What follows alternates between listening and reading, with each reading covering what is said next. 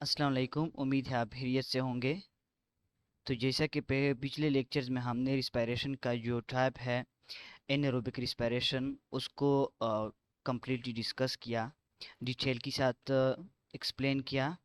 और उसके जो टाइप्स है लैक्टिक एसिड फर्मेंटेशन और अल्कोहलिक फर्मेंटेशन उनको भी एक्सप्लेन किया डिटेल के साथ, स्ट्रक्चरली डायग्रामेटिकली। आज के इस लेक्चर में हम रिस्पायरेशन का जो दूसरा टाइप है वो है एरोबिक रिस्पायरेशन। तो देखते हैं कि एरोबिक रिस्पायरेशन में क्या है। एरोबिक रिस्पायरेशन की इंट्रोडक्शन, एक्सप्लेनेशन और उसका केमिकल रिएक्शन, और साथ में एरोबिक रिस्पायरेशन का जो मैकेनिज़्म है उसमें कौन कौन से प्रोसेसेस होते हैं और उन प्रोसेस में कौन कौन से प्रोडक्ट्स बनते हैं। तो ये सारी चीज़ें, ये सारे प्रोसेसेस हम आज के इस लेक्चर में डिस्कस करेंगे। तो आइए देखते हैं कि इसमें क्या होता है। तो एरोबिक रिस्पायरेशन क्या होता है? एरोबिक रिस्पायरेशन रिस्पायरेशन का वो टाइप है जिसमें ग्लूकोज की ब्रेकडाउन होती है। तो ग्लूकोज की ब्रेकडाउन के लिए ऑक्सीजन की ज़रूरत होती है एरोबिक रिस्पायरेशन में। और जिससे क्या होता है, large amount of energy release होती है। अब एक्सप्लेनेशन की तरफ आते हैं कि एरोबिक रिस्पायरेशन में होता क्या है। एरोबिक रिस्पायरेशन में ग्लूकोज की कंप्लीटली ब्रेकडाउन होती है, जो कि ग्लूकोज कार्बन डाइऑक्साइड और वाटर में कन्वर्ट होता है। और साथ में क्या बनता है, लार्ज अमाउंट ऑफ एनर्जी जो कि एटीपी के फॉर्म में होती है वो रिलीज़ होती है। अब एरोबिक रिस्पायरेशन का जो केमिकल रिएक्शन है वो क्या है, वो मैंने मेंशन किया है। तो ये क्या है, ये केमिकल रिएक्शन है एरोबिक रिस्पायरेशन का। तो इसमें क्या होता है, एक ग्लूकोज मॉलिक्यूल और साथ में 6 मॉलिक्यूल ऑक्सीजन के ये रिएक्ट करते हैं। तो क्या बनते हैं, प्रोडक्ट में क्या बनते हैं, 6 मॉलिक्यूल कार्बन डाइऑक्साइड के, 6 मॉलिक्यूल वाटर के, और साथ में 36 एटीपीज नेट गेन एटीपी होती है, ये हासिल होती है एरोबिक रिस्पायरेशन में।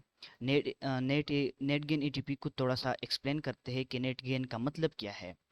तो नेट गेन का मतलब असल में ये है कि ये ये जो प्रोसेस होता है इसमें जो आखिर में जो एनर्जी एटीपी जो होती है ये जो बच जाती है, तो इसको हम नेट गेन कहते हैं। मतलब ये है कि एटी इससे ज़्यादा एटीपीज बनते हैं इस प्रोसेस में।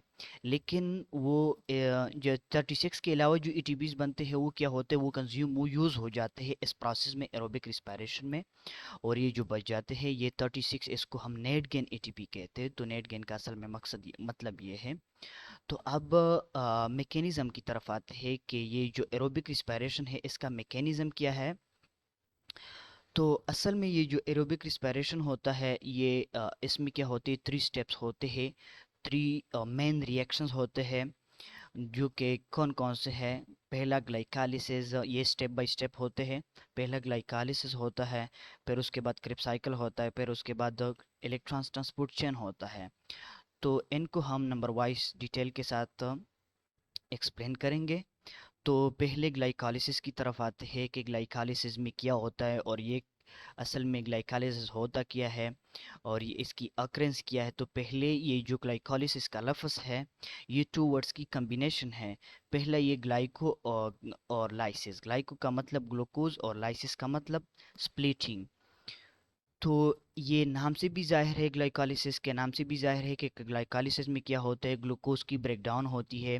एक बात और इम्पॉर्टेंट बात बताओ, ये जो ग्लाइकोलिसिस का प्रोसेस होता है इसमें ग्लूकोज की ब्रेकडाउन होती है, तो इस प्रोसेस में ऑक्सीजन की ज़रूरत नहीं होती है। इस प्रोसेस में ग्लाइकोलिसिस में इसमें ऑक्सीजन की ज़रूरत नहीं होती। तो इस वजह से ये ग्लाइकोलिसिस जो होता है ये एरोबिक रिस्पायरेशन और एनएरोबिक रिस्पायरेशन दोनों में कॉमन होता है, दोनों में होता है। अब ये कहाँ पे होता है, ये असल में सेल के साइटोप्लाज्म में होता है। और साथ में ग्लाइकोलिसिस में होता क्या है, कौन कौन से प्रोडक्ट्स बनते हैं। ग्लाइकोलिसिस में ग्लूकोज की ब्रेकडाउन होती है, एक ग्लूकोज मॉलिक्यूल 2 पाइरुवेट मॉलिक्यूल या 2 पाइरुविक एसिड मॉलिक्यूल में कन्वर्ट हो जाता है। और साथ में 2 एटीपीज नेट गेन होती है। और साथ में अब इसमें क्या होता है, 2 एटीपीज नेट गेन होती है और 2 पायरुवेक एसिड मॉलिक्यूल बनते हैं। अब क्रेब साइकिल की तरफ आते हैं कि क्रेब साइकिल में क्या होता है। तो क्रेब साइकिल जो होता है ये दूसरा स्टेप है ग्लाइकोलिसिस के बाद। तो इसकी जो डिस्कवरी है ये सर हेंस क्रेब ने की है। इसको सर हेंस क्रेब ने डिस्कवर किया है, तो इस वजह से इसको क्रेब साइकिल का नाम दिया। क्रेब साइक ये तो क्रेब का नाम दिया, लेकिन ये इसको क्रेब साइकिल का मतलब क्या है इसमें, इसका मतलब ये है कि इसमें जो सीरीज ऑफ रिएक्शंस होते हैं वो साइकिल की फॉर्म में होते हैं, इस वजह से इसको साइकिल का नाम भी दिया, क्रेब साइकिल। अब ये कहाँ पे होता है, ये असल में सेल के अंदर जो माइटोकॉन्ड्रिया होती है, माइटोकॉन्ड्रिया के अंदर ये क्रेब साइकिल होता है, जो कि वहाँ पर सारे एंजाइम मौजूद होते हैं जो क्रेब साइकिल के लिए ज़रूरी होती है। तो अब क्या होता है, एक बात और बता दूं कि क्रेब साइकिल में जाने से पहले, क्रेब साइकिल में इंटर होने से पहले क्या होता है, पायरुवेक एसिड जो मॉलिक्यूल होते, जो 2 पायरुवेक एसिड बने थे ग्लाइकोलिसिस के अंदर, वो उनका क्या होता है, वो कन्वर्ट हो जाते एसिटाइल कोएंजाइम ए में। दोनों एसिटाइल कोएंजाइम, सिर्फ एक ही एसिटाइल कोएंजाइम ए नहीं बनता, दोनों से एक एसिटाइल कोएंजाइम ए बनता है और दूसरे से दूसरा एसिटाइल कोएंजाइम ए बनता है।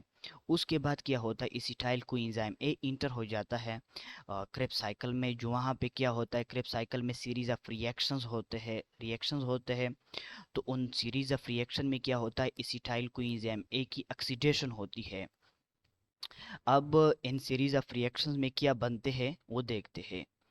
इन सीरीज ऑफ रिएक्शन में क्रेब साइकिल में कार्बन डाइऑक्साइड बनता है और साथ में एटीपीज भी प्रोड्यूस होते हैं, एटीपी भी बनते हैं और साथ में एनएडी और एफईडी इनकी रिडक्शन हो जाती है। एनएडी का मतलब क्या है, निकोटिनामाइड एडेनिन डाइन्यूक्लियोटाइड, और एफईडी फ्लेवीन एडेनिन डाइन्यूक्लियोटाइड, इनकी रिडक्शन होती है। इनका इसका मतलब ये है कि इनकी रिडक्शन होती है और ये किस में कन्वर्ट हो जाते हैं, एनएडी एनएडीएच में कन्वर्ट हो जाता है और एफईडी जो होता है एफईडीएच2 में कन्वर्ट हो जाता है। तो ये था क्रेब साइकिल। उसके बाद जो थर्ड स्टेप आता है वो क्या है, वो है इलेक्ट्रॉन ट्रांसपोर्ट चेन, जो कि रिस्पायरेशन, एरोबिक रिस्पायरेशन का लास्ट स्टेप है। अब ये इसमें होता क्या है, इसकी मैकेनिज्म को देखते हैं कि इसमें क्या होता है और क्या बनता है इसमें इलेक्ट्रॉन ट्रांसपोर्ट चेन में।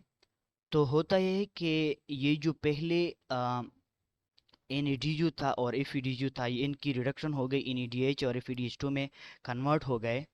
अब इनका क्या होता है, ये इलेक्ट्रॉन दे देते, इलेक्ट्रॉन रिलीज कर देते हैं इलेक्ट्रॉन ट्रांसपोर्ट चेन में। जब ये इलेक्ट्रॉन 2 इलेक्ट्रॉन रिलीज कर देते हैं, तो ये 2 electron series of electron carriers में पास होते हैं। उन सीरीज ऑफ इलेक्ट्रॉन कैरियर्स को क्या कहते हैं, इलेक्ट्रॉन कैरियर्स को साइटोक्रोम्स कहते हैं। इलेक्ट्रॉन कैरियर का क्या मतलब, इलेक्ट्रॉन ले जाने वाले होते हैं, उनमें इलेक्ट्रॉन पास होते हैं। जब तो उसको उनको हम क्या कहते हैं, साइटोक्रोम्स कहते हैं।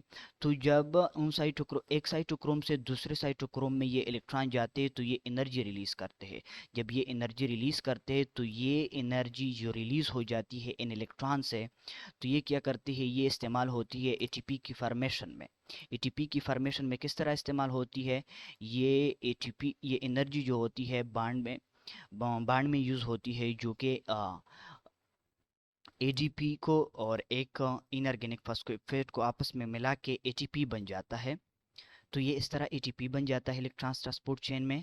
और साथ में रह गए इलेक्ट्रॉन। तो इलेक्ट्रॉन का क्या होगा, इसमें इलेक्ट्रॉन का ये होता है कि ऑक्सीजन जो होता है वो उन इलेक्ट्रॉन को क्या करता है, एक्सेप्ट कर लेता है और साथ में हाइड्रोजन आके ऑक्सीजन के साथ रिएक्ट करता है। तो क्या करता है, H2O बन जाता है, वाटर वाटर बन जाता है।